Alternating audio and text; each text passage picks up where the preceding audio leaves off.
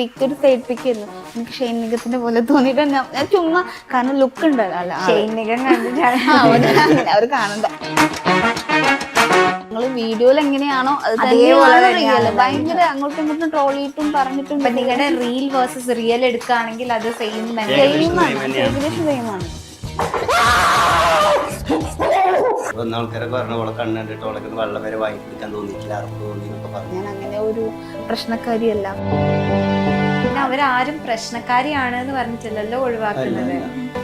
നമുക്ക് ജന്മനായി കണ്ണ് ഇങ്ങനെയാണെങ്കിൽ നമുക്ക് ആ ഒരു പ്രശ്നമില്ലായിരുന്നു. പക്ഷെ എനിക്കിപ്പോ അടുത്താണ് കണ്ണിങ്ങനെയാണ്. കോർണിയ മരിച്ചുപോയി, നഷ്ടപ്പെട്ടു. അയാൾക്ക് ചിലപ്പോൾ കാഴ്ച കിട്ടും, നിനക്ക് ചിലപ്പോൾ അങ്ങനെ പോവുകയും ചെയ്യും. അപ്പൊ അതുകൊണ്ട് അത് വെച്ചിട്ട് കാര്യമില്ല എന്ന് പറഞ്ഞു. ആ +1 പഠിക്കുമ്പോൾ 2 കണ്ണിനും ഒരേ കാഴ്ചയായിരുന്നു പോലും എനിക്ക് മറന്നുപോയി. ഞങ്ങൾ മാട്രിമോണി വഴിയാണ് പരിചയപ്പെട്ടത്. അതിനുശേഷം പിന്നെ വീട്ടിൽ നിന്ന് എല്ലാവരും കൂടി കാണാൻ വരുന്നവർ വന്നു. അതിനു മുമ്പായിട്ട് ഇവരോട് അന്വേഷിക്കാൻ പറയാം. കണ്ണിന് മുമ്പ് ഇവിടെ മൊത്തത്തിലൊക്കെ ഒന്ന് അന്വേഷിച്ച് അത് കഴിഞ്ഞ് കാണാൻ പോയി തിരിച്ചു വന്നതിന് ശേഷം വണ്ടിയിൽ നിന്ന് തുടങ്ങിയിരിക്കണ് ഇവിടെ ഇഷ്ടപ്പെട്ടിട്ടില്ല എന്നുള്ള ഒരു സംസാരം. എന്നെ ഒരു 18 വയസ്സിലൊക്കെ മാരേജ് നമ്മൾ കാണിച്ചു കൊടുക്കാൻ തുടങ്ങിയിട്ടുണ്ട്. എന്നിട്ട് തന്നെ സെക്കൻഡ് മാരേജ് ആയാലും കുഴപ്പമില്ല. കാരണം ഫസ്റ്റ് മാരേജിൽ വരുന്ന ആൾക്കാർക്കായിരിക്കും ചിലപ്പോൾ കണ്ണ്, ഏജ്, ഈ കാര്യങ്ങളെല്ലാം പ്രശ്നം ഉണ്ടായിരിക്കും. Hi all, welcome to Big Blaze Malayalam. This is Anna. ഇന്ന് നമ്മുടെ കൂടെ ജോയിൻ ചെയ്തിരിക്കുന്നത് വളരെ സ്പെഷ്യൽ ആയിട്ടുള്ള ഒരു കപ്പിളാണ്. ഇവർ സ്പെഷ്യൽ ആവാനുള്ള റീസൺ തന്നെ ചോദിച്ചാൽ ഇവർ രണ്ടുപേരും അവരവരുടെ കുറവുകൾ മനസ്സിലാക്കി നമുക്ക് വരുന്ന പ്രതിസന്ധികളെല്ലാം ഒരുപോലെ സപ്പോർട്ട് ചെയ്ത് നേരിട്ടുകൊണ്ടിരിക്കുന്ന കപ്പിൾസാണ്. അവരുടെ ഇഷ്യൂസും അവരുടെ സ്നേഹവും എല്ലാ കാര്യങ്ങളും നമുക്ക് അവരോട് തന്നെ ചോദിച്ചറിയാം. So once again welcome Nainu and Suhaib. അപ്പോ നിങ്ങളുടെ ആ ഒരു ലവ് സ്റ്റോറി എന്നാണ് നമുക്ക് സ്റ്റാർട്ട് ചെയ്യേണ്ടത്. എപ്പോഴാണ്, എവിടെയാണ്, എങ്ങനെയാണ് കണ്ടുപിട്ടിയത്? ആക്ച്വലി ഞങ്ങൾ മാട്രിമോണി വഴിയാണ് പരിചയപ്പെട്ടത്. അപ്പോൾ എനിക്ക് ഓൾറെഡി സെയിം ഏജാണ് നമ്മൾ രണ്ടുപേരും. അപ്പോൾ എൻ്റെ മാരേജ് ഓൾറെഡി +2 കഴിഞ്ഞ സമയം തൊട്ട് നോക്കുന്നുണ്ടായിരുന്നു. പക്ഷെ ഒരുപാട് ഇഷ്യൂസ് കാരണം മാരേജ് റെഡി ആയിട്ടുണ്ടായിരുന്നില്ല. അപ്പോൾ ഞാൻ റീസെൻ്റ്ലി അപ്പോഴാണ് ഞാൻ മാട്രിമോണി ചൂസ് ചെയ്തിട്ടുണ്ടായിരുന്നത്. എടുത്തു, ഞാനിങ്ങനെ റിക്വസ്റ്റ് നോക്കിയപ്പോൾ ആളെ കണ്ടു. ഞാൻ റിക്വസ്റ്റ് അയച്ചപ്പോൾ തന്നെ ആളെ അക്സെപ്റ്റ് ചെയ്ത്. നിങ്ങൾ രണ്ടുപേരുമാണ് നിങ്ങളുടെ മാട്രിമോണി അക്കൗണ്ട്സ് ഞങ്ങൾ തന്നെ ഹാൻഡിൽ ചെയ്തില്ല. മെസ്സേജും കോളും നമ്മൾ തന്നെയാണ് പേഴ്സണലി യൂസ് ചെയ്തിട്ടുണ്ട്. കാരണം അത്യാവശ്യം ഏജ് മെച്യൂരിറ്റി നമുക്ക് ആയില്ല. അപ്പം നമുക്ക് ഓക്കെ ആയത് സെലക്ട് ചെയ്യാം എന്നൊരു ഇതിലായിരുന്നു. അങ്ങനെ ഞാൻ റിക്വസ്റ്റ് അയച്ചപ്പോൾ ആളെ അക്സെപ്റ്റ് ചെയ്തു. ഓക്കെ ആണ് പറഞ്ഞപ്പോൾ വീട്ടിൽ സംസാരിച്ചു. അല്ല, ഞാൻ ആദ്യം മെസ്സേജ് അയച്ചു. എന്റെ വാട്സാപ്പ് നമ്പർക്ക് കുറച്ച് ഫോട്ടോ അയച്ചു തരാൻ പറഞ്ഞു. ഞാൻ വീട്ടിൽ കാണിച്ചു കൊടുത്തിട്ട് ഞാൻ ബാക്കി സംസാരിക്കാന്ന് പറഞ്ഞു. അങ്ങനെ കുറച്ച് ഫോട്ടോ അയച്ചു തന്നു. വീട്ടിൽ കാണിച്ചു. വീട്ടിൽ ആ സമയത്ത് ഒരു അനിയത്തി പ്രസവിച്ചു കിടക്കുന്ന ആ ഒരു സമയമാണ്. കുറച്ച് തിരക്കുള്ള ഒരു സമയമാണ്. അപ്പൊ ഞാൻ അതിന്റെ ഇടക്ക് തന്നെ നമുക്ക് വീട്ടിൽ പറഞ്ഞപ്പോ കാണാൻ പോവാന്നുള്ള രീതിയിലായി. അപ്പൊ പിന്നെ അതിന്റെ ഇടക്ക് ഞങ്ങൾ കുറച്ച് ദിവസം സമയം കിട്ടിയപ്പോ ഞങ്ങളങ്ങനെ പരിചയപ്പെട്ടിട്ട് പിന്നെ ഞാൻ അമ്മോനെ വെച്ചിട്ട് വിളിച്ച് സംസാരിക്കാൻ പറഞ്ഞു. ഇവളപ്പാനെ സംസാരിച്ചു. അങ്ങനെ പെണ്ണ് കാണാൻ വന്നു. അങ്ങനെ കല്യാണം ഉറപ്പിച്ചു. അതിന് ഫസ്റ്റ് ഞാനും ഉമ്മയും വന്ന് കണ്ടിട്ട് ഇഷ്ടപ്പെട്ടിട്ട് പോയി. അതിനുശേഷം പിന്നെ വീട്ടിൽ നിന്ന് എല്ലാവരും കൂടി കാണാൻ വരുന്നവര് പറഞ്ഞു. അതിനു മുമ്പായിട്ട് ഇവരോട് അന്വേഷിക്കാൻ വരാൻ പറഞ്ഞു. അവിടെ വന്ന് അന്വേഷണമൊക്കെ കഴിഞ്ഞ് തിരിച്ചു വന്ന് ഞാനും പിന്നെ വീട്ടിലുള്ള കുറച്ച് ആൾക്കാരും ഫാമിലി കുടുംബത്തിൽ നിന്ന് കുറച്ച് ആൾക്കാരൊക്കെ കൂടിയിട്ട് ഞങ്ങൾ ഇവിടെ വന്നിട്ട് ഇവിടെ കണ്ണിന് മുമ്പ് ഇവിടെ മൊത്തത്തിലൊക്കെ ഒന്ന് അന്വേഷിച്ച് അത് കഴിഞ്ഞ് കാണാൻ പോയി തിരിച്ചു വന്നതിന് ശേഷം വണ്ടിയിൽ നിന്ന് തുടങ്ങിയിരിക്കണ് ഇവിടെ ഇഷ്ടപ്പെട്ടിട്ടില്ല എന്നുള്ള ഒരു സംസാരം. മാമന്മാർക്കായിരുന്നോ ബാക്കിയുള്ളവർക്കും വീട്ടിലുള്ളവർക്കും ഉണ്ട്, കുറച്ച് ആൾക്കാർക്കൊക്കെ. അപ്പൊ അങ്ങനെ കണ്ടിട്ട് ഇഷ്ടപ്പെട്ടിട്ടില്ല എന്നുള്ളൊരു സംസാരം. ഞാൻ പിന്നെ അപ്പൊ ഒന്നും ഉണ്ടാകുന്നില്ല, വണ്ടി ഓടിച്ചോണ്ടിരിക്കും. അങ്ങനെ നേരെ വീട്ടിൽ അങ്ങനെ പോയി. അവിടെ ചെന്നതിന് ശേഷം ഇവര് പറഞ്ഞു നമുക്കത് വേണ്ടെന്നാണ് വിളിച്ചറിയാം. ഞങ്ങൾ നല്ല പരിചയപ്പെട്ടല്ലോ. ഞങ്ങൾക്ക് ഓക്കെ ആയിട്ട് നിൽക്കുന്ന ഒരു സമയം. അപ്പൊ പിന്നെ കുറച്ച് ഞാൻ ആ സമയത്ത് എനിക്ക് ഭയങ്കര സങ്കടം വന്നു കഴിഞ്ഞാൽ ഞാൻ ഇതിൽ മരന്റെ മേലേക്ക് അങ്ങോട്ടേക്ക് കയറി പോകും. അപ്പൊ അങ്ങനെ ഞാൻ എൻ്റെ ഒരു ഫ്രണ്ടിനെ വിളിച്ചിട്ട് ഞാൻ കയറിപ്പോയി അങ്ങോട്ട്. അതിനുശേഷം ഇവിടെ ഭാഗത്തുനിന്ന് ഇവിടെ ഒരു ഫ്രണ്ടിനെ വിളിച്ചിട്ട് നമ്മൾ ഇവിടെ ഷോറൂമിൽ വർക്ക് ചെയ്യാം. അപ്പോൾ ഇവിടെ തലമിന്നി വീഴുന്നൊക്കെ പറഞ്ഞിട്ട് അങ്ങനെ ഒരു സങ്കടം. അതല്ല, നമ്മള് ഓൾറെഡി വന്ന് ഫസ്റ്റ് കണ്ടിട്ട് തന്നെ ഒരൊറ്റ ഇതിലെ ഓക്കെ അല്ല എന്ന് പറഞ്ഞിരുന്നെങ്കിൽ നമുക്ക് കുഴപ്പമില്ല. നമ്മളിവിടെ അന്വേഷണം കഴിഞ്ഞ് എല്ലാം ഓക്കെ ആയിട്ട് ഇനി നടക്കില്ല, നമുക്ക് അടുത്ത ആഴ്ച ഞങ്ങളെല്ലാം നിശ്ചയിക്കാം ഓക്കെ എന്ന് പറഞ്ഞിട്ട് പിന്നീട് സ്റ്റോപ്പ് ചെയ്യും. ഓൾറെഡി ഇത്രയും വർഷമായിട്ട് നമ്മൾ മുസ്ലിം കാസ്റ്റിൽ തന്നെ അങ്ങനെ ഒരുപാട് നമ്മൾ പെൺകുട്ടികളെ വേഗം കെട്ടിക്കുമല്ലോ. അപ്പൊ ഏജ് ഓൾറെഡി ഏജ് ഉണ്ടെന്ന് പറഞ്ഞിട്ട് അല്ലെങ്കിൽ ഇത്രയും വർഷത്തെ എന്നെ ഒരു 18 വയസ്സിലൊക്കെ മാരേജ് നമ്മൾ കാണിച്ചു കൊടുക്കാൻ തുടങ്ങിയിട്ടുണ്ട്. എന്നിട്ട് എത്ര വയസ്സിലായിരുന്നു കല്യാണം? 27. അപ്പൊ അത്രയും ഏജ് ഇത് വന്നല്ലോ. ഞങ്ങൾ നമ്മൾ 6 months ഡിഫറൻസ് ഉള്ളു. പക്ഷെ എനിക്ക് അത്രയും ഏജ് വന്നതുകൊണ്ട് നമുക്ക് അത്രയും മാരേജ് പ്രപ്പോസൽസ് അതിന്റെ ഇടയിൽ വന്നിട്ടുണ്ടായിരിക്കും എന്നറിയാലോ. അപ്പം നമ്മൾ ഇതും എല്ലാം ഓക്കെ ആയെന്ന് കണ്ടിട്ട് ഇതും ആ ഒരു ടൈമിൽ വെച്ച് നോക്കുമ്പോൾ എനിക്ക് ആകെ ഡിപ്രസ്ഡ് ആയി. വീട്ടിലും എല്ലാവർക്കും സങ്കടം. അപ്പം നൈസായിട്ട് കാരണം ഓൾറെഡി ഞങ്ങൾ തമ്മിൽ പരിചയമുണ്ട്.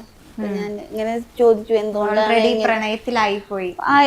അതായത് എന്റെ ഓൾറെഡി ഒരു മാരേജ് ഫസ്റ്റ് കഴിഞ്ഞതാണ്. അത് കുറച്ചു കാലം നിന്നിട്ടുള്ളൂ, 4-5 മാസം നിന്നിട്ടുള്ളൂ. അത് ഒന്ന് മെയിൻ ആയിട്ട് ഒരു അണ്ടർസ്റ്റാൻഡിങ് അങ്ങോട്ടും ഇങ്ങോട്ടും ഇല്ല. പിന്നെ ഈ പറഞ്ഞ സെയിം പ്രശ്നങ്ങളൊക്കെ വീട്ടിലുണ്ടാവുകയും ചെയ്തു. അപ്പൊ പിന്നെ പെട്ടെന്ന് ഇവർക്ക് ഞാൻ കല്യാണം കഴിച്ച കുറച്ചുകൂടി സാമ്പത്തികമായിട്ടുള്ള ഒരു ടീമിനായിരുന്നു. പിന്നെ ഇവർക്ക് അക്സെപ്റ്റ് ചെയ്യാൻ പറ്റില്ല എന്ന് പറഞ്ഞിട്ട് പെട്ടെന്ന് രണ്ടു അണ്ടർസ്റ്റാൻഡിങ് ആയിട്ട് അത് ശേഷം പിന്നെ കുറച്ചു കാലം ഞാനിങ്ങനെ ബൈക്കൊക്കെ എടുത്ത് എൻജോയ് ചെയ്ത് അങ്ങനെ നടക്കുന്ന സമയത്ത് അല്ല പ്രൊഫൈൽ നോക്കുമ്പോൾ ഞാൻ അത്യാവശ്യം ഞാൻ സെയിം ഏജിലുള്ള ആളെ തന്നെയായിരുന്നു ഞാൻ ചൂസ് ചെയ്ത് തന്നെ. സെക്കൻഡ് മാരേജ് ആയാലും കുഴപ്പമില്ല, കാരണം ഫസ്റ്റ് മാരേജിൽ വരുന്ന ആൾക്കാർക്കായിരിക്കും ചിലപ്പോൾ ഈ കണ്ണ്, ഏജ്, ഈ കാര്യങ്ങളെല്ലാം പ്രശ്നം ഉണ്ടായിരിക്കും. അപ്പം ഞാൻ സെക്കൻഡ് മാരേജ് ആയാലും കുഴപ്പമില്ല എന്ന് ഞാൻ പറഞ്ഞിട്ടുണ്ടായിരുന്നു. അപ്പോൾ ആളെ പ്രൊഫൈൽ ഉണ്ടാകുമ്പോൾ എനിക്ക് മാച്ചിങ് ആണ് തോന്നിയിട്ടുണ്ടായിരുന്നു. സംസാരത്തിലും രണ്ടാളെ വൈബും സെയിം ആണ്. നമുക്ക് സംസാരിക്കുമ്പോൾ തന്നെ മനസ്സിലാവും രണ്ടുപേരും നല്ല അണ്ടർസ്റ്റാൻഡിങ്ങിലാണ് പോവാന്ന്. ഓക്കെ ആയിട്ടില്ല പ്രപ്പോസലാന്ന് എനിക്ക് കോൺഫിഡൻസ് ആയതുകൊണ്ടാണ് ഞാൻ പിന്നെ ഇത് തന്നെ മതി, എനിക്ക് വേറെ വഴിയില്ല എന്നുള്ളൊരു ഇതിലെത്തിയത്.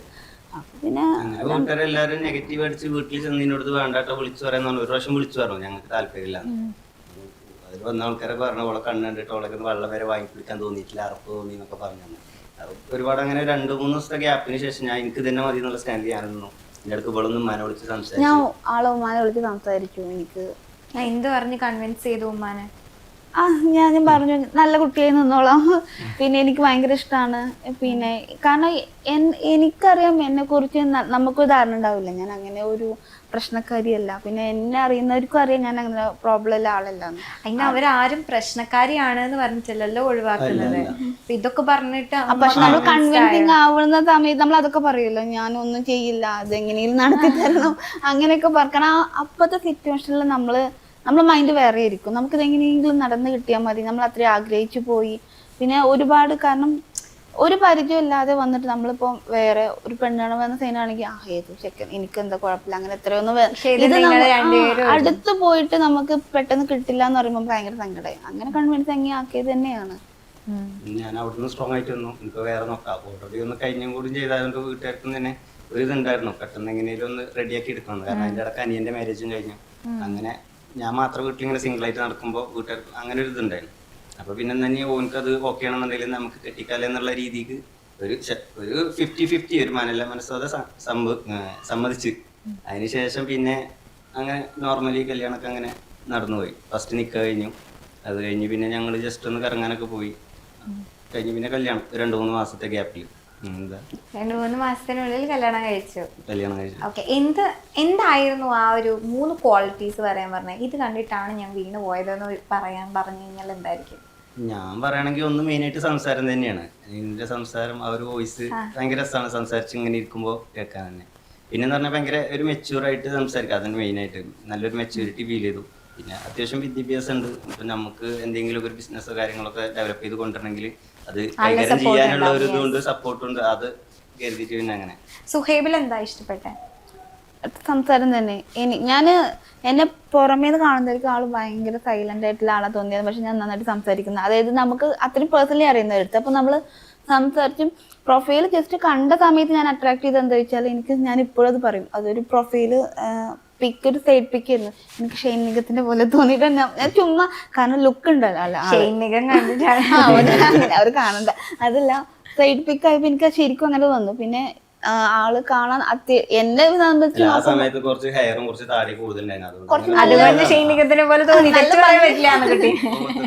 നല്ല ഭംഗിയുണ്ടായിരുന്നു അന്ന് കാണാൻ. അപ്പൊ ഞാൻ നല്ല പയ്യൻ ഇപ്പോഴും ഉണ്ട്. അങ്ങനെയല്ല, നമ്മൾ കണ്ടപ്പോ നമ്മൾ ക്രഷ് അടിച്ചു പോകാണ്ട് ഞാൻ അങ്ങനെ റിക്വസ്റ്റ് ഇങ്ങനെ കൊടുക്കുന്ന ഇടയിൽ അപ്പൊ ഞാൻ ലുക്ക് തന്നെ നോക്കിയത്, കാരണം നമുക്ക് ആളെ അറിയില്ലല്ലോ, സ്വഭാവം അറിയില്ലല്ലോ. എനിക്കപ്പോ ഞാൻ നോക്കുമ്പോ നല്ല ഭംഗിയിലെ പയ്യൻ എന്നിട്ട് അങ്ങനെ റിക്വസ്റ്റ് കൊടുത്തതാ. എനിക്ക് ഇങ്ങോട്ട് മെസ്സേജ് വന്നപ്പോ ഞാൻ ഫസ്റ്റ് അന്തം വിട്ടു. ഇവരെന്റെ പ്രൊഫൈൽ വായിച്ച് നോക്കിയില്ല, കാരണം ഏജ് സെയിം ആണ്. പിന്നെ അങ്ങനെ നോക്കി. പിന്നെ ഞാൻ പ്രൊഫൈൽ വായിച്ചു. സെക്കൻഡ് മാരേജ് എനിക്ക് കുറച്ച് ഇഷ്ടം തോന്നി, കാരണം ഫസ്റ്റ് മാരേജ് എല്ലാവർക്കും അണ്ടർസ്റ്റാൻഡിങ്ങിൽ കുറേ എന്നെ ചൂസ് ചെയ്യുമ്പോൾ എനിക്ക് തോന്നുന്നു കേട്ടോ, കാരണം ഇത്രയും വർഷത്തെ ഒരു മാരേജ് ഇതൊക്കെ വന്ന ഇതില് ഇനി എന്നെ കുറിച്ച് പൂർണ്ണമായിട്ട് മനസ്സിലാക്കാത്ത ഒരാള് എന്നുണ്ടാവുമല്ലോ. അപ്പൊ സെക്കൻഡ് മാരേജ് കഴിഞ്ഞവർക്കൊക്കെ, ഡിവോഴ്സ്ഡ് ആയിട്ടുള്ള ആൾക്കാർക്കൊക്കെ ഓൾറെഡി ഒരു പ്രശ്നം കഴിഞ്ഞിട്ടായിരിക്കും അവർ സെക്കൻഡ് ചൂസ് ചെയ്യുന്നുണ്ടായിരിക്കും. അപ്പൊ മനസ്സിലാക്കാനുള്ള ഒരു ധാരണ ഉണ്ടായിരിക്കും എന്നുള്ളൊരു ക്വാളിറ്റി എനിക്ക് തോന്നി. അത് രണ്ടാമത്തെ കാര്യം. പിന്നെ ആള് ഭയങ്കര ട്രാവലിംഗ് ചെയ്യുന്ന ആളാന്ന് എനിക്ക് ട്രാവൽ മനസ്സിലായി. എന്തൂസിയസ്റ്റ് ആണ്. നല്ല അതെനിക്ക് ഭയങ്കര ഇഷ്ടം ട്രാവലിംഗ്. ഒരു വീക്കിലി ഒരു 1 ഡേ അല്ലെങ്കിൽ 2 ഡേ ട്രിപ്പ് എങ്ങോട്ടേലും പോകും. അങ്ങനെ അല്ല ആദ്യത്തെ ലൈഫ് അങ്ങനെയാണ്. ഇപ്പൊ അങ്ങനെയല്ല, ഇപ്പൊ ഭാവിയൊക്കെ ആയി പെട്ടുപോയി. 12 മാസമായിട്ട് ഇപ്പൊ 1 വർഷമായിട്ട് എങ്ങോട്ടും പോകാൻ പറ്റാത്തൊരവസ്ഥയാണ്. പക്ഷെ ഞങ്ങളെ ലാസ്റ്റ് ടൈമിൽ എനിക്ക് എത്ര മാസമായിപ്പോ 7 മാസമല്ലേ, ആ സമയത്ത് ഞങ്ങളൊന്ന് ഊട്ടി പോയി പോന്നു. പ്രഗ്നന്റ് ആയ സമയത്ത് 7-8 ഫാമിലി ആയിട്ട് എല്ലാവരും കൂടിയിട്ടൊന്ന് പോയി പോന്നു കഴിഞ്ഞ ഡിസംബറിൽ. കാരണം എനിക്ക് അങ്ങനെ ട്രിപ്പ് പോകാനുള്ള ഫാമിലിന്നും പോയിട്ടില്ല, സ്കൂളിൽ നിന്ന് എവിടെ നിന്ന് പോയിട്ടില്ല. അപ്പൊ എനിക്ക് ചെറുപ്പം തൊട്ടേ ഭയങ്കര ഇഷ്ടമാണ് ഇനി കല്യാണം കഴിക്കുന്നത്. നമ്മള് വീട്ടിലേക്ക് എല്ലാരും പറയില്ലേ, എല്ലാരും പറയില്ലേ കല്യാണം കഴിഞ്ഞിട്ട് അവരുടെ കൂടെ പോയിക്കോ, അല്ലെങ്കിൽ അങ്ങനെ നമുക്ക് വലുതായിട്ട് പഠിച്ച് അങ്ങനെയൊക്കെ ആയിട്ട് നമുക്ക് സ്വന്തം അങ്ങനെ പോവാന്നുള്ള ആഗ്രഹം. അപ്പോൾ ആളെ പ്രൊഫൈൽ കണ്ടപ്പോ ഭയങ്കര ട്രാവൽ ചെയ്യുന്ന ആള്. അപ്പൊ എനിക്ക് ഭയങ്കര ഇഷ്ടമായി. കിട്ടിക്കോട്ടെ വിചാരിച്ചിട്ട് അങ്ങനെ ചെയ്തതാണ്. അതാണ് കണ്ടപ്പോ എല്ലാം ഒരു ട്രാവൽ ചെയ്യാൻ കൂടി വേണ്ടിയിട്ടാണ് പുള്ളിയെ കല്യാണം കഴിച്ചത്. പെൺകുട്ടികൾക്ക് ഓൾറെഡി ഇഷ്ടമായിരിക്കുമല്ലോ ട്രാവൽ ചെയ്യാൻ, അങ്ങനെ ചൂസ് ചെയ്ത. പക്ഷെ പിന്നെ നമ്മൾ സംസാരിച്ച് കോൾ വിളിക്കാൻ തുടങ്ങിയപ്പോഴാണ് നോക്കുമ്പോൾ ട്രാവലിംഗും അല്ല ഒന്നുമല്ല, നമ്മൾ അതേ വൈബിനൊത്ത് സംസാരിക്കുന്ന ആളെ കിട്ടലാണ് ഭയങ്കര രസം എന്ന് തോന്നി.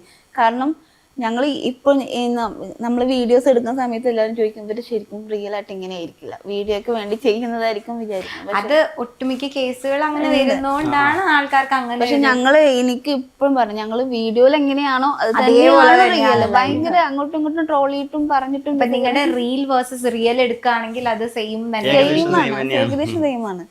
പിന്നെ റിയലില് ചെറിയ, അതായത് അതിൽ അഭിനയിക്കുന്ന പൊട്ടത്തരങ്ങളൊന്നും ചിലപ്പോൾ റിയൽ ലൈഫിൽ ഉണ്ടാവില്ല, ബാക്കി ഒഴിച്ച് എല്ലാം സെയിമാണ്. ഇപ്പം കല്യാണം വരെ എത്തി, കല്യാണത്തിന്റെ അന്ന് എന്തെങ്കിലും ഇഷ്യൂസ് ഉണ്ടായിരുന്നു? കല്യാണത്തിന്റെ അന്ന് ഇഷ്യൂ ഒന്നുമില്ല, 2 ദിവസത്തെ കല്യാണമായിരുന്നു. കാരണം ഇത്രയും ദൂരമുള്ളത് കൊണ്ട്, ഞാൻ നിലമ്പൂരാണ്, ഇവിടെ മണ്ണാർക്കാടാണ്. അപ്പൊ ഒരു 70 കിലോമീറ്ററിന്റെ അവിടുന്ന് ഇവിടെ വന്ന് കൂട്ടിക്കൊണ്ട് അവിടെ എത്തുമ്പോഴത്തേന് ഏകദേശം നൈറ്റ് ആവും. പിന്നെ അവിടെ കൂടാനുള്ളൊരു സമയമില്ല.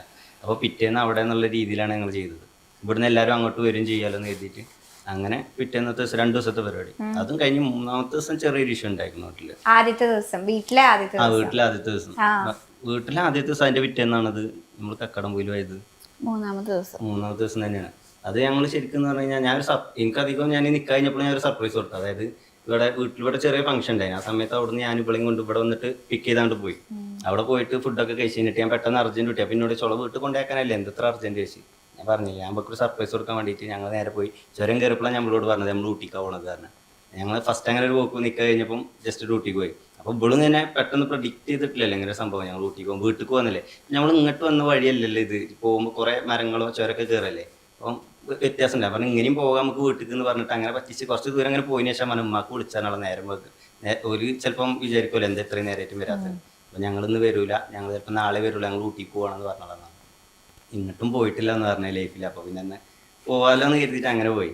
പിന്നെ അത് കഴിഞ്ഞ് ഞങ്ങൾ തിരിച്ചങ്ങനെ വന്നു. അതേപോലെ തന്നെ കല്യാണം കഴിഞ്ഞിട്ട് 3ാമത്തെ ദിവസം തന്നെ ഒരു സർപ്രൈസ് കൊടുക്കാൻ വേണ്ടിയിട്ട് കുറച്ച് വീട്ടിൽ നിന്നിട്ടുള്ള കുറച്ച് ഡ്രസ്സൊക്കെ വേണം, നമുക്കൊന്ന് പോയി പർച്ചേസ് ചെയ്യാന്ന് പറഞ്ഞിട്ട് വീട്ടിൽ നിന്ന് കൊണ്ടുപോയി. വീട്ടിൽ നിന്ന് കൊണ്ടുപോയി ആ പർച്ചേസിങ് കഴിഞ്ഞതിന് ശേഷം ഞങ്ങളവിടെ കക്കാടംപൊയിൽ എന്ന് പറഞ്ഞിട്ട് ഫേമസ് ആയിട്ടുള്ള അറിയില്ല. അപ്പോൾ അതിന്റെ മേലൊക്കെ ഒന്ന് കയറി പോകാന്ന് കരുതിയിട്ട് അങ്ങനെ കൊണ്ടുപോയി സർപ്രൈസ് ആയിട്ട്. അത് വീട്ടില് ചെറിയൊരു പ്രശ്നമായി, അങ്ങനെ പറയാതെ കൊണ്ടുപോയി. അതങ്ങനെയാണ്. അപ്പൊ തിരിച്ചു വന്നതിന് ശേഷം പിന്നെ മുണ്ടണമെന്നില്ല ഞങ്ങളോട്. അങ്ങനെ പിന്നെ അല്ല, അത് ഒന്നുകിലും അനുവാദം വാങ്ങാതെ പോയതുകൊണ്ടായിരിക്കാം. അത് മൊത്തത്തിൽ വരില്ല അങ്ങനെയാണ്. അതുകൊണ്ട് പിന്നെ ചോദിക്കേണ്ട ആവശ്യമില്ല, നമുക്ക് ഓൾറെഡി അറിയാൻ പോയി വന്നു കഴിഞ്ഞാൽ പ്രശ്നം. അതാ ഞാൻ പറഞ്ഞത് ട്രിപ്പാണ് മൊത്തത്തിൽ എല്ലാത്തിൻ്റെയും പ്രശ്നം എന്ന് പറഞ്ഞത്. അപ്പം ഞാൻ ഒറ്റക്ക് പോണതിന് പ്രശ്നമൊന്നുമില്ല. ഞാൻ ഒറ്റക്ക് നടന്നതിന്റെ സമയത്ത് ചിലപ്പോൾ ഒരു 4 ദിവസം 5 ദിവസം അല്ലെങ്കിൽ ഒരാഴ്ച വരെയൊക്കെ ഞങ്ങൾ എങ്ങോട്ടേലൊക്കെ ഇറങ്ങാൻ പോയി. കൊണ്ടുപോയാലാണോ പ്രശ്നം? എനിക്ക് അറിയില്ലായിരുന്നു, കാരണം എന്നോട് പറയാതെ കൊണ്ടുപോയതാണ്. അങ്ങനെയാണെങ്കിൽ നമുക്ക് ചോദിക്കായിരുന്നു ഇങ്ങനെ പോട്ടെ എന്നൊക്കെ ചോദിക്കായിരുന്നു. എന്നെ ഡ്രസ്സ് വാങ്ങി തരാന്ന് പറഞ്ഞിട്ട് എന്താ ചുമ്മാ അങ്ങനെ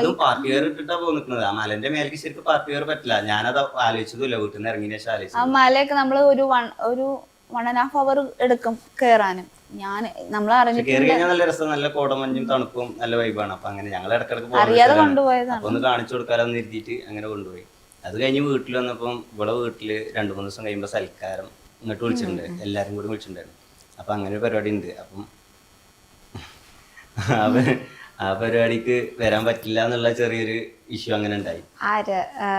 സുഹൈബിന്റെ വീട്ടിൽ നിന്ന് വരില്ല എന്ന് പറഞ്ഞു. അപ്പം അതിനുശേഷം ഞാൻ കൺവിൻസ് ചെയ്യിച്ച് സംസാരിച്ചിട്ട് അങ്ങനെ ആ ഒരു പരിപാടിക്ക് ജസ്റ്റ് ഇങ്ങനെ വന്നു, എല്ലാരും കൊണ്ട് അങ്ങനെ വന്നു. അങ്ങനെ ആ വിഷയം സോൾവ് ആയി നൈസായിട്ട് അങ്ങനെ പോവുകയാണ്. പിന്നെ ഒരു മാസം കഴിഞ്ഞപ്പം ഞങ്ങൾക്ക് ഇതേപോലെ ഒന്നും കൂടി ഒന്ന് Trip പോവാന്നുള്ളൊരു പ്ലാൻ. അപ്പോൾ എനിക്ക് ഈ ഊട്ടി ഭയങ്കര ഇഷ്ടമായി, ഇടയ്ക്കിടയ്ക്ക് പോകണം തണുപ്പിന് വേണ്ടിയിട്ട്. അപ്പോൾ അങ്ങനെ പോയ സമയത്താണ് മെയിനായിട്ട് ഈ ഒരു ഇഷ്യൂ ഉണ്ടാവുന്നത്. ഞങ്ങൾ ഊട്ടി പോയിട്ട് തിരിച്ച് വന്നപ്പോത്തിന് വീട്ടിൽ ഭയങ്കര പ്രശ്നമായി. അത് വീട്ടിൽ പറഞ്ഞില്ലേ? വീട്ടിൽ പറഞ്ഞിട്ടാണ് പോയത്. പക്ഷെ വീട്ടിൽ പറഞ്ഞ സമയത്ത് തന്നെ 1-2 നെഗറ്റീവ് ഉണ്ടായിരുന്നു പോകണ്ടെന്നുള്ളത്. എന്നോട് പറഞ്ഞ നമുക്ക് ഇപ്പോൾ ഇവിടെ കൊണ്ടുപോകണ്ട, ഇവിടെ എന്തായാലും ഇവിടെ ജോലി ചെയ്യാൻ ഇവിടെ ആവശ്യമുണ്ട്. ജോലി ചെയ്യാൻ ആവശ്യമുണ്ടോ? ഇവിടെ പെരിയിൽ പണിയെടുക്കാൻ എന്തായാലും ഇവിടെ ആവശ്യമുണ്ട്. അതെന്താ അങ്ങനെ പറഞ്ഞതെന്ന് ചോദിച്ചില്ലേ? ഞാൻ അവളെ ജോലിക്ക് വേണ്ടിയിട്ടല്ല കൊണ്ടുവന്നേന്ന് പറഞ്ഞുകൂടായിരുന്നോ? അങ്ങനെ കൂടുതലായിട്ട് നമുക്ക് വീട്ടുകാരായിട്ട് ഒരു ആർഗ്യുമെന്റ് എന്തായാലും നടക്കൂലല്ലോ, മാതാപിതാക്കളല്ലേ. അപ്പൊ അങ്ങനെ പ്രശ്നമുണ്ട്. അപ്പം ഞാനങ്ങനെ രാവിലെ വണ്ടി ചെയ്തുകൊണ്ടിരിക്കുകയാണ്. അപ്പൊ എന്നോട് പുറത്തു വന്നപ്പോൾ എന്നോട് ഞാൻ അങ്ങനെ പറഞ്ഞു, ഞങ്ങൾ ഇങ്ങനെ കറങ്ങാൻ പോകുന്നുണ്ട്, ഊട്ടിക്ക് പോകുന്നുണ്ടാണ്. അപ്പൊ തന്നെ ഇങ്ങനെ ഒരു നോട്ടം നോക്കിയിട്ട് ഉള്ളിൽ പോയിട്ട് പറഞ്ഞു ഓരോ ഊട്ടി പോക്കാൻ. ഇവളോട് എന്തൊക്കെ പോയിണ്ട് അവിടെ പോയി എന്തൊക്കെ പറഞ്ഞു, ഓരോ പൈസ ഒന്നും കളയാൻ ഇങ്ങനെ കറങ്ങാൻ പോകണ്ടെന്നൊക്കെ പറഞ്ഞിട്ട് എന്തൊക്കെ പറഞ്ഞു. അതിനുശേഷം പിന്നെ ഞാൻ പിറ്റേന്ന് രാവിലെ പോവാന്നുള്ളൊരു പ്ലാനിലാണ് നിൽക്കും. അപ്പോൾ എനിക്ക് രാവിലെ ഒരു വോയിസ് മെസ്സേജ് ഉണ്ട് വാട്സപ്പിൽ, ഒരു അമ്മ വരുന്നുണ്ട്, അപ്പം പോവണ്ടെന്ന് പറഞ്ഞിട്ട് എനിക്ക് പിന്നെ പോവാന്ന് പറഞ്ഞിട്ട്. അപ്പം അമ്മ എന്നോട് എന്തൊക്കെ സംസാരിക്കണം എന്ന് പറഞ്ഞിട്ട് അതിൽ ഞാൻ രാവിലെ പോയില്ല. 5 മണിക്ക് അലാറം വെച്ച് നീച്ചാൽ പോകാൻ വേണ്ടിയിട്ട് പോവാതെ ഞങ്ങൾ അവിടെ തന്നെ കിടന്നു. പിന്നെ രാവിലെ ഒരു ഉച്ച വരെ ഞങ്ങൾ വെയിറ്റ് ചെയ്തിട്ട് ഞാൻ ഈ പറഞ്ഞ അമ്മനെ വിളിച്ചോക്കും പറഞ്ഞു. അമ്മ ഇങ്ങനെ സംഭവം അറിഞ്ഞിട്ട് തന്നെയല്ല, അതിൽ അപ്പം തന്നെ വന്ന് ഡ്രസ്സൊക്കെ മാറ്റിക്കാൻ നമുക്ക് പോകാമെന്ന്. അങ്ങനെ 3 ദിവസത്തേക്കുള്ള പ്ലാനായിരുന്നു. 3 ദിവസത്തേക്കുള്ള പ്ലാൻ ഇവര് പോകണ്ടെന്ന് പറഞ്ഞ ഒരു ദേഷ്യം കൊണ്ട് ഞാൻ 7 ദിവസം അവിടെ പോയിട്ട് റൂം എടുത്തിട്ട് ഒരാഴ്ച കഴിഞ്ഞ് ഊട്ടി, കിണ്ണക്കോര, കോതഗിരി മൊത്തത്തിൽ കറങ്ങിയിട്ടാണ് ഞങ്ങൾ തിരിച്ചു വരുന്നത്. കെറ്റി ആ ഒരു ഏരിയ ഫുള്ള് അവിടെ എന്തൊക്കെ കാണാം, ഞാൻ ഇതുവരെ കണ്ട കാഴ്ചകൾ എന്തൊക്കെ ഉണ്ട് അതൊക്കെ കൊണ്ടുപോയി കാണിച്ചു കൊടുത്തു. ഫസ്റ്റ് നിൽക്കഴിഞ്ഞ സമയത്ത് ഞങ്ങൾ ഊട്ടിക്ക് പോകുമ്പോൾ പറഞ്ഞാൽ അവിടെ ഞങ്ങൾ എത്തുന്നത് ഏകദേശം നൈറ്റ് ആയിരിക്കും. ഇവിടുന്ന് ഉച്ചയ്ക്ക് ശേഷം പോകുന്നത് ഏകദേശം നൈറ്റ് ആയിരിക്കും. പിന്നെ തിരിച്ചു ഇവിടെ വീട്ടിലേക്ക് എത്തിക്കേണ്ട ഒരു ഇതുള്ളതുകൊണ്ട് പിറ്റേന്ന് ഒരു ഉച്ച വരെ കറങ്ങിയിട്ട് തിരിച്ചിങ്ങോട്ട് തന്നെ പോകുന്നു ചെയ്യില്ല. അന്നൊന്നും കാണാൻ പറ്റില്ല, ടൗണിൽ കൂടെ ഒന്ന് കറങ്ങാൻ പറ്റില്ല. അങ്ങനെ കറങ്ങി അത് കഴിഞ്ഞതിന് ശേഷം പിന്നെ വീട്ടിൽ തിരിച്ചെത്തിയപ്പോൾ ആരില്ല വീട്ടില്, വീട് പൂട്ടിയിട്ടിരിക്കുകയാണ്. പിന്നെ ഞാൻ എങ്ങനെയൊക്കെ കുട്ടി തുറന്ന് വീട്ടിൽ തുറന്നതിന് ശേഷം ഫോട്ടോ എടുത്തിട്ട് വാട്സപ്പ് ഗ്രൂപ്പിൽ ഇട്ടു. അങ്ങനെ വീട്ടിലോട്ട് കയറി നമുക്കറിയണ വീടല്ലേ, ഇങ്ങനെ തുറക്കാൻ നമുക്കറിയാം. അപ്പോൾ അതിനെ പെട്ടെന്ന് അതിൻ്റെ ലോക്ക് കംപ്ലീറ്റ് ലോക്കും പോയി മാറ്റുന്നു. അത് കഴിഞ്ഞ് പിന്നെ ഇവര് വന്ന സമയത്ത് പ്രശ്നം ഉണ്ടായി. ആദ്യം മുണ്ടണില്ല, ഇവളോടൊന്നും മുണ്ടണല്ല. എല്ലാരും ഇരുന്ന് പറഞ്ഞു, വീട്ടിലുള്ള ബാക്കിയുള്ള എല്ലാരും ഇരുന്നൊക്കെ പറഞ്ഞു. അപ്പൊ ഇവളോട് മുണ്ടണില്ല. ഇവളോട് മുണ്ടാന്ന് പിറ്റത്തെ ദിവസം രാവിലെ ചായം കടി ഉണ്ടാക്കുന്ന വീട്ടിലെ പണി എല്ലാം കഴിഞ്ഞ ശേഷം ഞങ്ങൾ ഇങ്ങനെ സെറ്റ് ഇങ്ങനെ വർത്താനം പറഞ്ഞിരിക്കുകയാണ്. ആ സമയത്ത് എന്നോട് വന്നിട്ട് പറഞ്ഞു, ഞാൻ പറഞ്ഞു കേട്ട് നിൽക്കാൻ പറ്റുമെങ്കിൽ മാത്രമേ നിന്നാൽ ഇവർ നിൽക്കണ്ടെന്ന് പറഞ്ഞു. അപ്പൊ ഞാൻ പറഞ്ഞത് എന്താ അങ്ങനെയാണ്? അങ്ങനെയല്ല, ഞാൻ പറഞ്ഞ എന്താ വെച്ചാൽ അത് മാത്രം കേട്ട് നിൽക്കാൻ പറ്റുമെങ്കിൽ നിന്നാൽ ഇപ്പൊ തന്നെ ഇറങ്ങിപ്പോയി. അത് നമ്മളോട് ഡ്രസ്സ് ഇതൊക്കെ പാക്ക് ചെയ്യാൻ പറഞ്ഞു. ഇവിടെ നേരെ കൂടെ വീട്ടിൽ കൊണ്ടാക്കി. ഞാൻ ചേർത്തില്ല ആലപ്പുഴ ആ ഭാഗത്ത് വർക്ക് ചെയ്തില്ല, പെർഫ്യൂമിന്റെ ചെറിയ സെയിൽ. അപ്പോൾ അവിടെ ഒരു വീട് ഞാൻ പെട്ടെന്ന് പോയിട്ട് ഒരാഴ്ച കൊണ്ട് വീട് തട്ടി കൂട്ടിയിട്ട് ഇവിടെ നേരെ വന്നിട്ട് വീട്ടിൽ നിന്ന് ബാക്കിയുള്ള സാധനങ്ങൾ അവിടെ സെറ്റിലായി ഏകദേശം 2-3 മാസം നിന്നു. പക്ഷെ അവിടുത്തെ വെള്ളം കണ്ണിന് പറ്റുന്നില്ല, ചെറിയ പഴുപ്പ് കൂടുതലായിട്ട് വരും. അവിടെ ഇടയ്ക്ക് ഇപ്പോഴും ചെക്കപ്പിന് കൊണ്ടുവരുന്നുണ്ട് കോയമ്പത്തൂർ. അപ്പോൾ ആ സമയത്ത് കണ്ണിന് പഴുപ്പ് കൂടുതൽ വരുന്നുണ്ട്, വെള്ളത്തിന്റെ പ്രശ്നമാണെന്ന് പറഞ്ഞപ്പോൾ ഞങ്ങൾ അവിടെ നിന്ന് മാറിയിട്ട് തന്നെ ഇവിടെ ഒരു കാഞ്ഞിരപ്പുഴ ഡാമുണ്ട്, അതിൻ്റെ അടുത്തൊരു വീട് റെന്റിന് എടുത്തിട്ട് ഇങ്ങോട്ട് മാറി. പിന്നെ ഞങ്ങളതിൻ്റെ ഇടയ്ക്ക് ഈ ആലപ്പുഴ നിൽക്കുന്ന സമയത്താണ് ഞങ്ങൾ ഈ ചാനലൊക്കെ സ്റ്റാർട്ട് ചെയ്തിട്ട് വീഡിയോ ഒക്കെ ചെയ്ത് തുടങ്ങുന്നത്. വെറുതെ രസത്തിന് വേണ്ടി ചെയ്തത്. ഞാൻ ആദ്യമേ വീഡിയോ ചെയ്യുന്ന ഒരാളാണ് എൻ്റെ രീതി. പിന്നെ 2 കൂടി ആയപ്പോ ഒന്നും കൂടി രസമായിട്ട് ചെയ്യാൻ പറ്റി. ഞാനിങ്ങനെ വീഡിയോ എടുക്കാത്ത ആള് ഫോട്ടോ പോലും എടുക്കാറ്. കാരണം ഈ ജന്മനായി കണ്ണ് ഇങ്ങനെയാണെങ്കിൽ നമുക്ക് ആ ഒരു പ്രശ്നമില്ലായിരുന്നു. പക്ഷെ എനിക്ക് ഇപ്പൊ അടുത്താണ് കണ്ണിങ്ങനെ ആയത്. അതെങ്ങനെയാ, ഇതെന്ത് പറ്റിയതാ? അതായത് ബൈ ബർത്ത് ഉണ്ടെന്നാണ് അസുഖം പറഞ്ഞത്. എനിക്ക് അറിയില്ലായിരുന്നു. ഞാനൊരു +10th പഠിക്കുന്ന ടൈമില് കണ്ണിന് 2 സൈഡിലും ഒരു ബ്രൗൺ മാർക്ക് ഉണ്ട്. അപ്പൊ നമ്മളൊരു +1 എത്തുമ്പോൾ നമ്മൾ ഒന്നും കൂടി ഒരു ചൂസ് ചെയ്യാൻ നമ്മൾ എന്റെ കണ്ണെന്താ ഇങ്ങനെ അങ്ങനെയൊക്കെ നമുക്ക് തോന്നുമല്ലോ. അങ്ങനെ ഡോക്ടറെ കാണിച്ചതാണ്. അപ്പോൾ ഹോസ്പിറ്റലിൽ എത്തിയപ്പോൾ അവർ പറഞ്ഞു കണ്ണില് ഐ പ്രഷറാണ്, ഗ്ലോക്കോമ എന്ന് പറയും. ഗ്ലോക്കോമ ഭയങ്കര കൂടിയിട്ടുണ്ട്. പ്രഷർ നമുക്ക് നോർമൽ ഒരു 12-13 ഒക്കെയാണ് റേഞ്ചിൽ എത്തുന്നത്. 40 എബോ ആയിട്ടുണ്ടായിരുന്നു ലെഫ്റ്റ് ഐയിൽ. അപ്പോൾ ഭയങ്കര ഹൈയിലാണ്, ഇതിങ്ങനെ നിൽക്കാൻ പറ്റില്ല, നമുക്ക് ഇപ്പം തന്നെ ഓപ്പറേഷൻ ചെയ്യണം എന്ന് പറഞ്ഞു. ഞങ്ങൾക്ക് അറിയില്ലായിരുന്നു ഇത് ചിലപ്പോൾ പാരമ്പര്യമായിട്ട് വരുന്നതായിരിക്കാം, അല്ലെങ്കിൽ സ്റ്റീറോയിഡ് മരുന്ന് ഡെയിലി കഴിക്കുന്നത്. ഇതൊന്നും ആർക്കുമില്ല, പാരമ്പര്യമായിട്ടും ഇല്ല, ഞാൻ മരുന്ന് കഴിക്കുന്ന ആളും അല്ല. അതിൽ പിന്നെ ഒരു ചെറുപ്പത്തിൽ കുട്ടികൾ ചിലപ്പോൾ തല അടിച്ചിട്ടൊക്കെ വീടില്ല, അങ്ങനെ ക്ഷതം പറ്റിയതായിരിക്കും നരമ്പിനെന്ന് പറഞ്ഞു. അങ്ങനെ അവർ പറഞ്ഞു ഓപ്പറേഷൻ ഇന്നെങ്കിൽ ഇന്ന് ചെയ്യണം എന്ന് പറഞ്ഞു. പക്ഷെ ഞങ്ങൾ നാട്ടിലേക്ക് വന്നൊരു 2 ദിവസം കൊണ്ട് ക്യാഷൊക്കെ അറേഞ്ച് ചെയ്തിട്ട് ഞങ്ങൾ പോയി ഓപ്പറേഷൻ ചെയ്തു.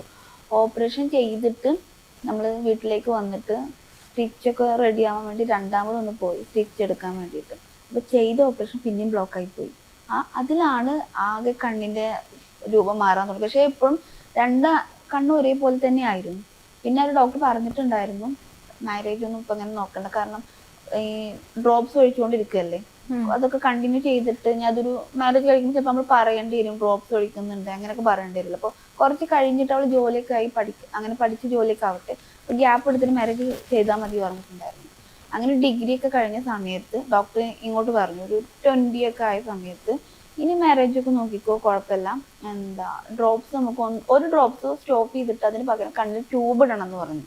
ആ കണ്ണിൽ ട്യൂബ് ഇട്ട സർജറിക്ക് ശേഷം 2 months റെസ്റ്റ് വേണമായിരുന്നു. വീട്ടിലെത്തി റെസ്റ്റ് ഒക്കെ കഴിഞ്ഞ് ഞാൻ ജസ്റ്റ് പുറത്തിറങ്ങിയതാണ്. പുറത്തിറങ്ങിയപ്പോൾ ഇൻഫെക്ഷൻ ആയിപ്പോയി. കണ്ണിൽ എന്തോ ജസ്റ്റ് പൊടി കയറിയ പോലെ എനിക്ക് തോന്നിയത്. അപ്പം ഞാൻ ജസ്റ്റ് നമ്മൾ ഒരതി പോയി. കാരണം ഇത്ര നമ്മൾ തൊടില്ല എന്ന് പറഞ്ഞാൽ കൈ അറിയാതെ തട്ടില്ല, ജസ്റ്റ് ഒന്ന് ഒരതിയിട്ടുള്ളൂ. വീട്ടിലെത്തിയപ്പോഴേക്കും ഭയങ്കര വീക്കം വന്നു കണ്ണ്. പിന്നെ നമ്മൾ ഹോസ്പിറ്റലിൽ എത്തിച്ചപ്പോൾ ഡോക്ടേഴ്സ് പറഞ്ഞു അങ്ങനെയൊന്നും പറഞ്ഞില്ല. കണ്ണ് 2 മാസം റെസ്റ്റ് വേണമെന്ന് പറഞ്ഞിട്ടുണ്ടായിരുന്നു, സ്റ്റിച്ച് ഒക്കെ നന്നായിട്ട് ഉണങ്ങാൻ വേണ്ടിയിട്ട്. അപ്പോൾ വീട്ടിലെത്തിയപ്പോൾ കണ്ണ് ഭയങ്കരമായിട്ട് വീങ്ങാൻ തുടങ്ങി. ഞങ്ങൾ ഇവിടെ തന്നെ ലാഹല്ലയിൽ പോയപ്പോൾ അവർ പറഞ്ഞു നമ്മളെ കോർണിയൊക്കെ ഒരു ആയുസ് ഉണ്ട്, ഇത്ര ഹവറാണ് അത് നിൽക്കുള്ളൂ പറഞ്ഞു. അതിന് ടൈം കഴിഞ്ഞിട്ടുണ്ട്, ഇനി ഞങ്ങൾക്ക് തൊടാൻ പേടിയാണ്, കുട്ടീനെ എവിടെയാണോ കാണിക്കുന്നത് അവിടെ തന്നെ കൊണ്ടുപോകണമെന്ന് പറഞ്ഞു. ഞങ്ങൾ അരവിന്ദ് കോയമ്പത്തൂരാണ് കാണിക്കുന്നുണ്ടായിരുന്നു. അവിടെ എത്തിയപ്പോൾ ഡോക്ടർ കൈ നിർത്തി പറഞ്ഞു എനിക്കൊന്നും ചെയ്യാൻ കഴിയില്ല, കാരണം കോർണിയ മരിച്ചുപോയി, നഷ്ടപ്പെട്ടു. ഇനി വേറൊരാളെ കോർണിയ വേണമെങ്കിൽ വെക്കാം, പക്ഷെ പ്രഷർ ആയതുകൊണ്ട് പ്രഷർ ഏത് സമയം വേണമെങ്കിലും ഹൈ ആവാം, വെച്ച ആളതും വെറുതെ ആയി പോകും. അപ്പോൾ അത് വേറൊരാൾക്കില്ല, ഇതും കൂടി നമ്മൾ മുടക്കിയിരിക്കും, അയാൾക്ക് ചിലപ്പോൾ കാഴ്ച കിട്ടും, നിനക്ക് ചിലപ്പോൾ അങ്ങനെ പോവുകയും ചെയ്യും. അപ്പോൾ അതുകൊണ്ട് അത് വെച്ചിട്ട് കാര്യമില്ല എന്ന് പറഞ്ഞു. അങ്ങനെയാണ് കളറ് മെല്ലെ മെല്ലെ മാറാൻ തുടങ്ങി. പഴുപ്പാണ് അതിൽ നിറഞ്ഞിരിക്കുന്നത്. പിന്നെ ഒരു റീസൺ നമ്മളൊരു കോവിഡിന്റെ ശേഷമാണ് കൃഷ്ണമണി മെല്ലെ ഒറ്റയടിക്ക് മാറിയതല്ല. കോവിഡ് വന്നിരുന്നോ? ആ, കോവിഡ് വന്നിട്ടുണ്ടായിരുന്നു. അതിനുശേഷം മെല്ലെ മെല്ലെ കളറ് മാറി ലൈറ്റായി അങ്ങോട്ട് ഇങ്ങനെ പോകാൻ തുടങ്ങി. ഇത് പഴുപ്പ് നിറഞ്ഞിട്ടാണ് ഇങ്ങനെ ആയിരിക്കുന്നത്. വെള്ളം ഇപ്പോൾ നമ്മൾ കിണർ വെള്ളം മാത്രമേ പറ്റുള്ളൂ, കുഴൽക്കിണറിന്റെ വെള്ളമൊക്കെ തട്ടിയാൽ പഴുപ്പ് പെട്ടെന്ന് കയറിപ്പോകും. പിന്നെ നമുക്ക് സൈഡ് കാണുമ്പോൾ അറിയാം കൃഷ്ണമണി ഇങ്ങോട്ട് തൂങ്ങിയിട്ടുണ്ടായിരിക്കും. അങ്ങനെയൊക്കെ ബുദ്ധിമുട്ടുണ്ടായിരുന്നു. ഇപ്പം വേറെ ഡോക്ടേഴ്സിനെ ഒന്നും കാണിക്കാൻ നോക്കിയില്ല, ആ ഡോക്ടറിനെ നമ്മള് എല്ലാരും പറയും അരവിന്ദ് ഹോസ്പിറ്റൽ ഇന്ത്യയിൽ തന്നെ നമ്പർ 1 ഹോസ്പിറ്റലാണെന്ന് പറഞ്ഞു. അപ്പോൾ പിന്നെ ഞാൻ അവിടെ ചെന്നതിന് ശേഷം വന്ന ഫോൾട്ടാണോ അതോ എനിക്ക് ജന്മനെ ചിലപ്പോൾ എൻ്റെ കണ്ണിന്റെ കാഴ്ച പോയിട്ടുണ്ടോ എനിക്കൊന്നും ഓർമ്മയില്ല. ആ +1 പഠിക്കുമ്പോൾ 2 കണ്ണിനും ഒരേ കാഴ്ചയായിരുന്നു പോലും എനിക്ക് മറന്നുപോയി. പിന്നെ ശ്രദ്ധിക്കുന്നില്ല, നമ്മളിങ്ങനെ ചൂസ് ചെയ്ത് നോക്കില്ലല്ലോ. നമ്മളടുത്ത് ഒരാൾ കണ്ണു പൊത്തി നോക്കുമെന്ന് വായിക്കുമ്പോഴേ നമ്മളത് അക്ഷരങ്ങളും ഇപ്പൊ നോർമലി നോക്കുമ്പോൾ നമുക്ക് പ്രശ്നമില്ല. ഇപ്പൊ പിന്നെ മനസ്സിലാവാൻ തുടങ്ങി എനിക്ക് സൈഡ് ഇതൊക്കെ.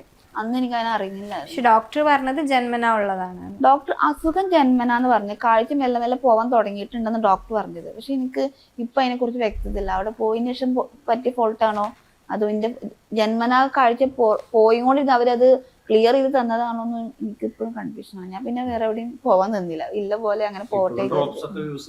ഡ്രോപ്സ് യൂസ് ചെയ്യുന്നുണ്ട്. വേറെ ഏതെങ്കിലും ഒരു ഡോക്ടറിനെ ഒന്ന് കാണിച്ചു നോക്കിക്കൂടെ, എങ്ങാനും മാറാനുള്ള ഇവിടെ നമ്മള് അൽസലാമയിൽ ഒന്ന് പോയിട്ടുണ്ടായിരുന്നു. അപ്പൊ ആ ഡോക്ടറും പറഞ്ഞത് ഇതിൽ പ്രത്യേകിച്ച് നമുക്കൊന്നും ചെയ്യാനില്ല, ഇല്ല പോലെ അങ്ങനെ പോവട്ടെ എന്നാണ് പറഞ്ഞത്.